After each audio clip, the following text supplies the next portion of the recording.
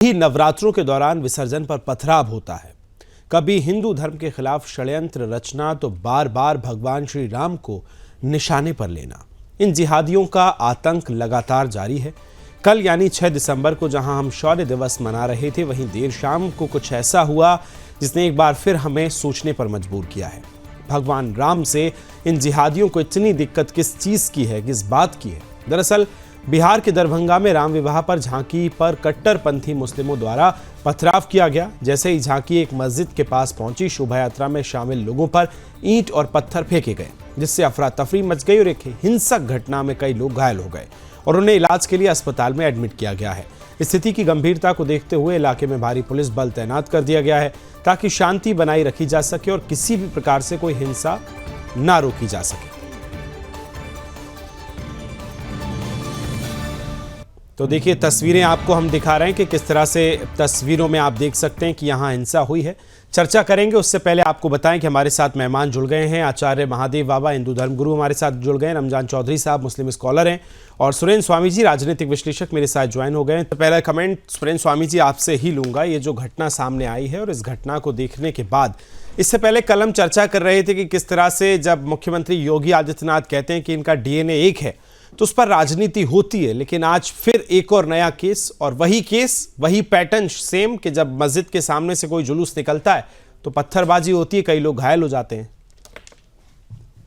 देखिए विकास जी, क्या है कि जब से हिंदुओं ने अपने अधिकारों के लिए बात उठानी शुरू की है, तब से इन लोगों को एक बहुत भारी परेशानी हो रही है। वो परेशानी ये है कि आज़ादी के बाद से लेके अब तक जिस तरह इन लोगों को हिंदुओं के सर पे बिठा के रखा जी, और राजनीति के माध्यम से, कानून के माध्यम से हिंदुओं के चारों ओर जंजीरों में जकड़ा गया, उनको बांधा गया, और जो सरकारें रही वो हर चीज में जिम्मेदारी हिंदू समाज की है। आपको भाईचारा रखना है तो हिंदू समाज की है, आपको कम्युनल हार्मनी मेंटेन करनी है तो हिंदू समाज की है।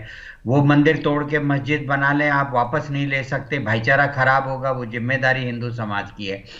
तो क्या होता है कि लोग मुगालते में आ जाते हैं, और मुसलमानों को भी ये मुगालता हो गया कि हिंदुओं के इस देश में वो जैसे चाहेंगे वैसे रंगेंगे, वो पत्थरबाजी करेंगे, वो सब करेंगे, उनके साथ लोग खड़े होंगे। तो इसीलिए अब योगी जी को भी खुलकर कहना पड़ रहा है कि भाई ये लड़ाई अब आर पार की है, अब आपको सामने आना पड़ेगा जी। दूसरी बात यह है कि जो धर्म का विषय है उसमें लोगों को अपने धर्म की रक्षा खुद करनी होती है। कोई आप सरकार के भरोसे ये सोचें कि धर्म की रक्षा होगी, तो मैं समझता हूं उसमें भी कोई उसका बहुत दूर तक कोई मतलब नहीं निकलेगा जी।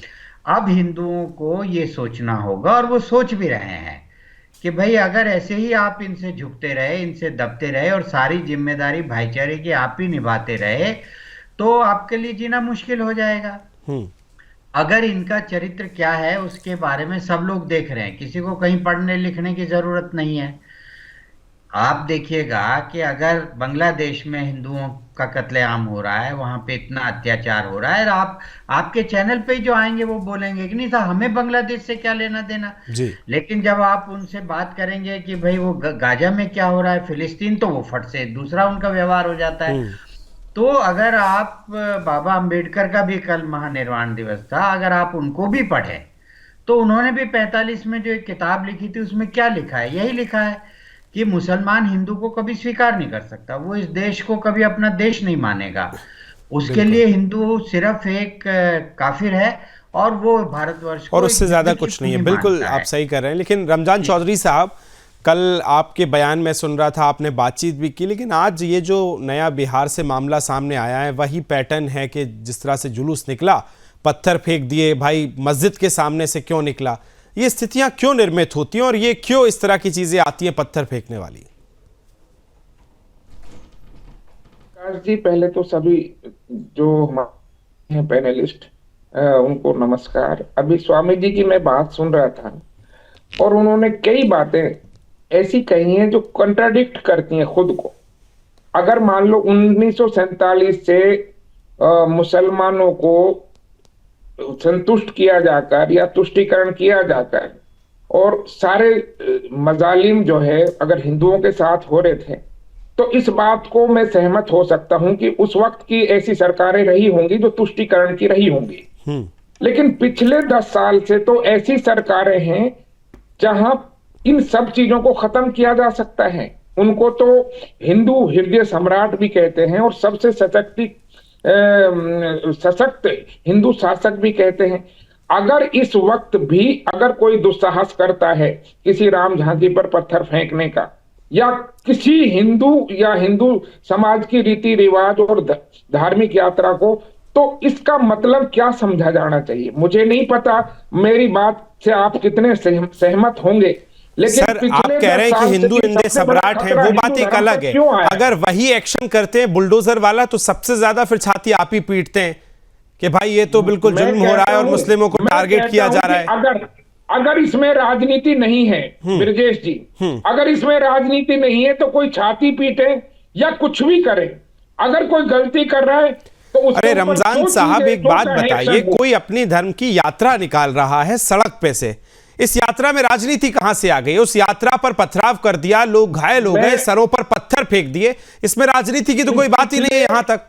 पिछले 75 साल से या 70 साल से दूसरी जब सरकारें रही होंगी, तो क्या उस वक्त हिंदू धर्म कमजोर था कि भारी था?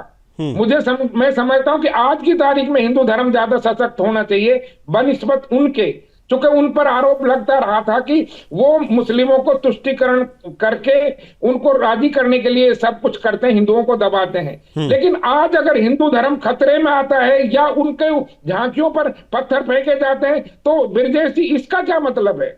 इसका मतलब यह है कि इतना सशक्त हिंदू शासक होते हुए उत्तर प्रदेश में और भारत में फिर भी अगर कोई ये दुस्साहस कर रहा है, इसका मैं मतलब क्या समझूं? मुझे समझ नहीं आता। हाँ ठीक है, महादेव बाबा आपके पास आ रहा हूं मैं। रमजान चौधरी साहब से पूछता हूं किस तरह की स्थितियां क्यों होती हैं। तो वो कभी कहते हैं कि आपका प्रशासक तो हिंदू हृदय सम्राट है, अब जब संभल पे पूछता हूं तो वो कहते हैं पुलिस का फेल्योर है।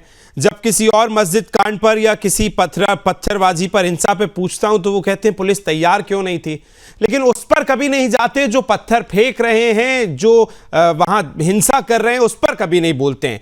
और एक चीज और कि क्या हिंदू जागृति जो है, चेतना की जागृति हिंदुओं में हो गई है, इस बात का खतरा पैदा हो गया है क्या? देखिए, मैं आशुतोष भगवान के चरणों में प्रणाम करते हुए एक बात कहता हूं जी कि बात दरअसल क्या है कि ये 56 इस्लामिक देशों में, चाहे सीरिया में, चाहे ईरान में, चाहे अफगानिस्तान में, एक सोची समझी मानसिकता है। कुरान को अगर देखें, इनके लिए, इस्लामिक लोगों के लिए वो पवित्र किताब है, पवित्र ये है, मोहम्मद साहब उनके पूजनीय हैं।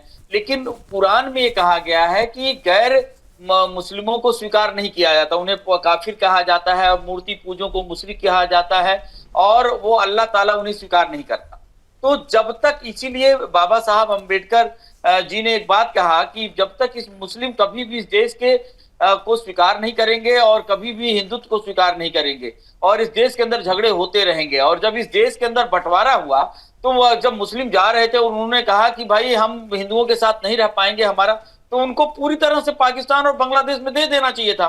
लेकिन फिर गांधी और नेहरू ने एक समस्या पैदा कर दी, और ये रोज, अब ये देखिए, कोई ये नई बात नहीं है, एक दिन की बात नहीं, हर रामनवमी पे, हर दुर्गा पूजा पे, जबकि कहा जाता है कि आतंकवाद का कोई धर्म नहीं होता, लेकिन किसी मुहर्रम, किसी ईद पर कभी कोई पत्थर नहीं बरसाए जाते, लेकिन हर रामनवमी, हर दुर्गा पूजा, हर शोभा यात्रा पे पत्थर बरसाए जाते। तो इनका एक चरित्र है। और हिंदुओं ने मुस्लिमों के साथ हमेशा सौहार्दपूर्ण वातावरण, क्योंकि ये हमारा धर्म सिखाता है, अहिंसा परमो धर्म है और सौहार्द। लेकिन कुरान के एक आयत में लिखा हुआ है कि अल्लाह ताला जो कहते हैं कि गैर मुस्लिमों से दोस्ती करना हराम है, वो उचित नहीं है। तो कभी भी, ठीक है, चलिए मैं फाइनल कमेंट लेता हूं। सुरेन जी, आपका फाइनल कमेंट। आपने दोनों की बात सुनी, रमजान जी की भी और महादेव बाबा की भी। सरकार को, मैं लास्ट में एक बात कहता हूं, सरकार को एक कड़ा स्टैंड लेना पड़ेगा और इस पर कार्रवाई करनी पड़ेगी। ठीक है महादेव बाबा, लौटूंगा आपके पास। सुरेन जी बोलिए। पहले तो मैं आचार्य जी का जवाब दे देता हूं। सरकार, मैंने पहले ही कहा, ये धर्म गुरु हैं, धर्म की रक्षा करना इनका काम है। इन्होंने सन्यास ढपली बजाने के लिए नहीं लिया है। इनको मैदान में उतरना चाहिए साधु संतों को धर्म की रक्षा के लिए। ये धार्मिक गुरु बन के बैठे हैं, ये इनका काम नहीं है कि सरकार को सख्त एक्शन लेना चाहिए, ये लेना चाहिए। ये भजन और ढपली बजाने के लिए हिंदू धर्म गुरु नहीं होते हैं। आप अपना शास्त्र पढ़िए, पुराने दिनों को याद कीजिए। अब मैं आता हूँ रमजान जी की बात पे। आपको मैं एक बात बता दूं, सुनिए, आपने आप शब्दों की बात की तो एक बात मैं बता दूं, आपको पता होना चाहिए कि बाबा महादेव किसी से एक पैसा नहीं ले रहे हैं, और बाबा महादेव निरंतर हिंदुत्व की लड़ाई लड़ रहे हैं, और सरकार को लड्डू खाने के लिए नहीं बढ़ रहा है। पुलिस प्रशासन हमारे अंदर नहीं है, आर्मी हमारे अंदर नहीं है, ये सरकार का काम है। बाबा ने बंदूक चलाएगा तो कानून को हाथ में ले रहा है, आप ही चिल्लाएंगे। आप बता रहे हैं कि बाबा को सभी को होने की जरूरत है, सभी को। देखिए, इसीलिए मैं कह रहा हूं कि जितनी प्रशासन को बाबा नफली बजाने के लिए कैसे आपने ये कह दिया? नफली आप बजा रहे हैं, सरकार को नफली बजा रही है। आपने बोल दिया, कैसे बोल दिया बाबा को? आप बाबा को कहते हैं कि आपके घर का नौकर हम करेंगे। नफली बजा रहे हैं, नफली बजा रहे हैं। हम जितना कार्य कर रहे हैं निःशुल्क निष्काम कर रहे हैं। काम सभी लोग पैसे पे लेकर कार्य करते हैं, लेकिन बाबा जो है निष्काम करता है। ठीक है, महादेव बाबा और सुरेंद्र स्वामी जी, देखिए यहाँ बात इतनी है कि जो चेतना की जागृति हुई है वो भी ये कह रहे हैं। मेरी सुनिए ना महादेव बाबा, मेरी बात सुनिए। बात इतनी सी है कि अभी जो धर्म संसद हो रही हैं और ये तमाम चीजें जो आज साधु वर्ग उतरा है, वही वो सुरेंद्र जी कह रहे हैं कि हमें भी अपने स्तर पर करना होगा, प्रशासन तो कर ही रहा है। बाबा आप जो कह रहे थे और सुरेंद्र स्वामी जी का जो अर्थ मैं निकाल पाया हूं, उनका मतलब है कहने का कि भाई प्रशासन तो काम कर रहा है, सरकार काम कर रही है, लेकिन हमें भी अपने तौर पर जागना होगा। और अगर वो धर्म की बात कह रहे हैं, पुराणों की बात कह रहे हैं, तो मुझे महाभारत की कुछ चीजें याद आती हैं। धर्मक्षेत्र कुरुक्षेत्र में दोनों सेनाएं आमने सामने खड़ी थी और संजय धृतराष्ट्र को रेखांकित करते हैं, और एक श्लोक आता है महाभारत में कि कासस्य परमेश्वरासा शिखंडी च महारथा। अरे जिस देश का शिखंडी भी महारथी हो, उस देश में अगर कोई पत्थर चलाए तो हमें भी आवाज उठानी होगी। सुरेंद्र स्वामी जी, ठीक कह रहा हूं मैं? नहीं, मैं तो ये कह रहा हूँ कि इनको मालूम होगा कि काशी विश्वनाथ के मंदिर पर आपने एक बात कहा कि बाबा नफली बजा रहे हैं। दरअसल सुरेंद्र स्वामी जी, एक मिनट सुनिए आप, प्लीज आप पूरी कर रहे हैं। ठीक है, बोल दीजिए महादेव बाबा को। ठीक है महादेव बाबा बोलिए। मुझे पीड़ा है, हम निरंतर 2014 से अभी तक समाज की सेवा कर रहे हैं, हिंदुओं को जगा रहे हैं। दरअसल क्या, अगर मैं जाऊं और वहां पे अगर मैं डंडा चलाने लगूं या किसी पर कुछ प्रहार करने लगूं, अभी पुलिस हमें तुरंत उतार कर अंदर कर देगी और कहेगी कि बाबा जो है ना कानून हाथ में ले रहा है। इसलिए सरकार इसलिए बनाया जाता है कि सरकार हमें कानून दे, सुरक्षा दे। ठीक है महादेव बाबा, ठीक है, मैं आपके पास भी लौटूंगा। हम साथ में ये समाज सेवा कर रहे हैं, बहुत बड़ी बात है अपने आप में। तो इसलिए ये बात आप ध्यान रखें कि ऐसे शब्दों का उपयोग ना करें जिससे हर्ट हो। ठीक है रमजान चौधरी जी, अब सवाल इतना सा है कि हमने सारी बातें कर ली हैं, लेकिन एक बार फिर जो चीजें आई हैं, जिन्होंने पत्थर चलाए हैं इस पूरे जुलूस, इस पूरी शोभा यात्रा के ऊपर, इन लोगों के खिलाफ आप क्या कहेंगे? क्यों रमजान चौधरी खुल के इन लोगों के खिलाफ नहीं बोलते हैं? नहीं, मैं रमजान जी की बात का जवाब देना चाहता हूँ कि 10 साल में जब से हिंदू हृदय सम्राट अगर स्वामी जी आए हैं तो मैं दो बात अपनी गर्मी शांत की जा रही है, तब से ये हिंसा करते हैं। स्वामी जी आप मेरी बात कम से कम मुझे बोलने दीजिए। एक्शन हो रहा है धीरे धीरे, ये सब मुद्दों को ठीक किया जा रहा है। बोलिए रमजान चौधरी जी। सुरेंद्र जी लौट रहा हूँ आपके पास। जो एक मुगालता था ना कि हम मुस्लिम हैं, हमारे बिना सरकार नहीं बनेगी, हमारे बिना देश में कोई राज नहीं करेगा, हम सड़क पे नमाज पढ़ेंगे लेकिन हमारे मोहल्ले से कोई नहीं निकलेगा, हम 5 बार अजान बजाएंगे लेकिन हिंदू मंदिर की घंटी नहीं बजेगी। वो मुगालता धीरे धीरे रमजान जी खत्म हो रहा है, और आने वाले टाइम में आप देखना नेक्स्ट 5 इयर्स में ठीक है आर पार की लड़ाई। सुरेंद्र जी लौट रहा हूँ आपके पास। रमजान जी फाइनल कमेंट आपका। देखिए स्वामी जी, आप बहुत समझदार आदमी हैं और बाबा महादेव जी भी यहाँ बैठे हैं, और मैं सिर्फ इतना कहना चाहता हूँ कि आज जो राजनीति हो रही है, इससे पहले जो राजनीति होती। रमजान जी राजनीति को छोड़ दीजिए, पत्थरबाजों पे क्यों चुप हैं आप? पत्थरबाजों पे कुछ बोलेंगे? पत्थरबाजों के हमेशा से खिलाफ रहा हूँ, उनके लिए जो भी उनके सदा तजवीज हो सकती है, जो इस तरह की पत्थरबाजी का दुस्साहस करते हैं, मैं उनके कतई खिलाफ हूँ। उनके खिलाफ कार्रवाई सख्त से सख्त होनी चाहिए। लेकिन मैं विकास की एक बात कहते, मेरी एक बात सुन लीजिएगा।